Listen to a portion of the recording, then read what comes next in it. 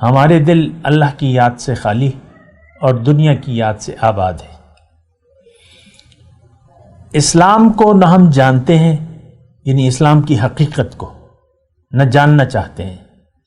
قرآن کیوں اللہ تعالیٰ نے نازل کیا ہے، پیغمبر کو اللہ تعالیٰ نے کیوں بھجوایا ہے، ہمیں کیوں پیدا کیا ہے، میری حقیقت کیا ہے، میری منزل کیا ہے، میرا راستہ کیا ہے، راستے پہ چلنے کا طریقہ کیا ہے، یہ تمام باتیں خارج از بحث ہیں۔ اعوذ باللہ من الشیطان الرجیم، بسم اللہ الرحمن الرحیم۔ اللہم صلی علی سیدنا محمد معدن الجود والکرم وآلہ وسلم۔ سامعین و ناظرین اکرام، السلام علیکم ورحمۃ اللہ وبرکاتہ۔ آج کا ہمارا موضوع یہ ہے کہ کیا ہم برائے نام مسلمان ہیں؟ دیکھیں، بات تو یہی ہے۔ دیکھیں، دین ہمیں ایک ڈسپلن سکھاتا ہے، بتاتا ہے۔ اگر ہم اس ڈسپلن کے پابند نہیں ہیں تو ہم مومن نہیں ہو سکتے۔ مسلمان تو ہمیں کہہ دیا جائے گا قانوناً، لیکن ہم مومن نہیں ہو سکتے۔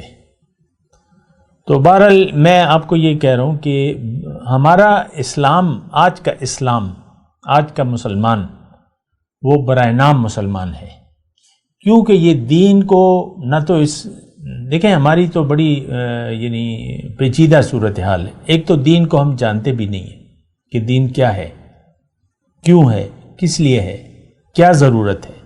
ان تمام سوالات کا ہمارے پاس نہ جواب ہے، نہ اس کو ہم جاننا چاہتے ہیں۔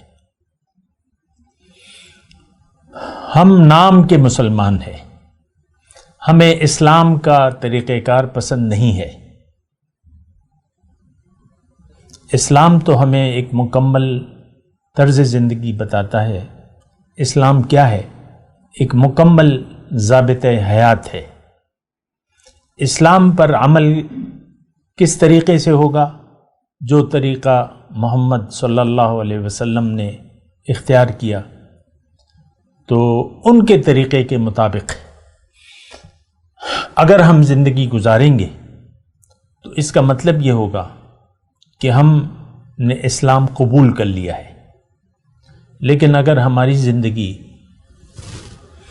اللہ کے حکم اور رسول کے طریقے کے خلاف گزرے گی تو اس کا مطلب یہ ہوگا کہ ہم نے حقیقت میں دین اسلام کو قبول نہیں کیا ہے۔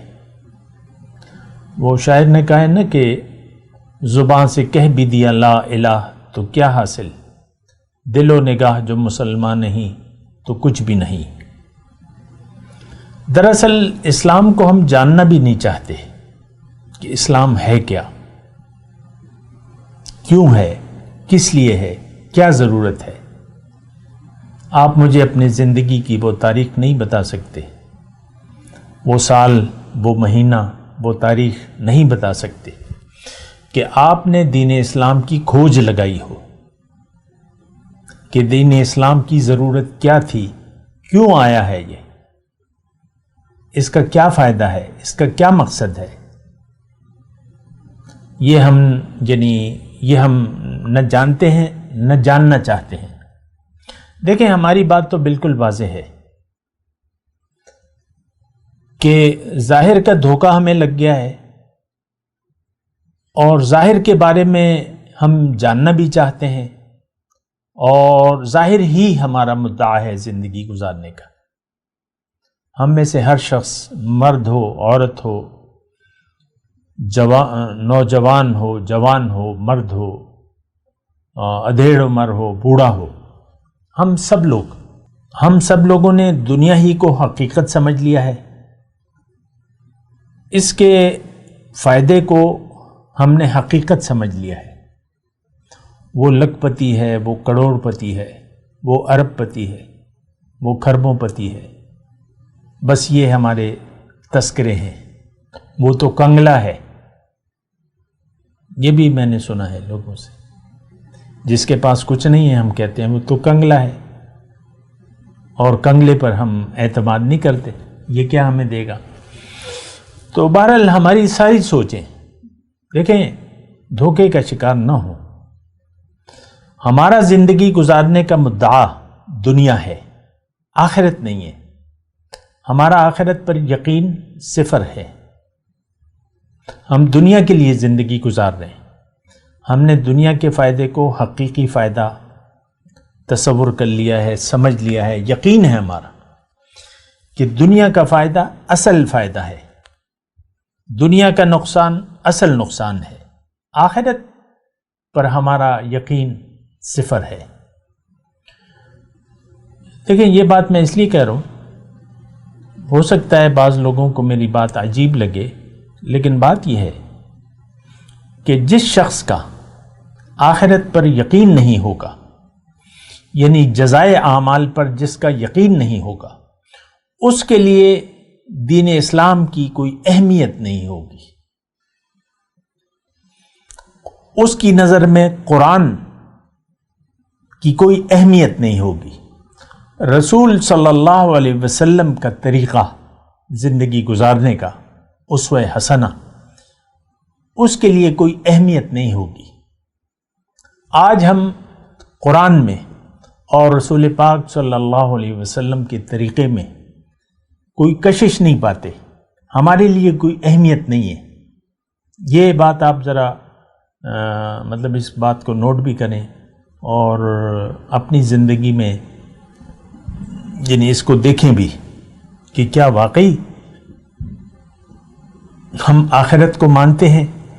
دیکھیں، آپ مانیں یا نہ مانیں، ایک بات بالکل کلیئر ہے آج کا معاشرہ، کہ آج کا ہر فرد جو دعوی ایمان کرتا ہے، مسلمان ہونے کا دعوے دار ہے، اس کا آخرت پر یقین نہیں ہے.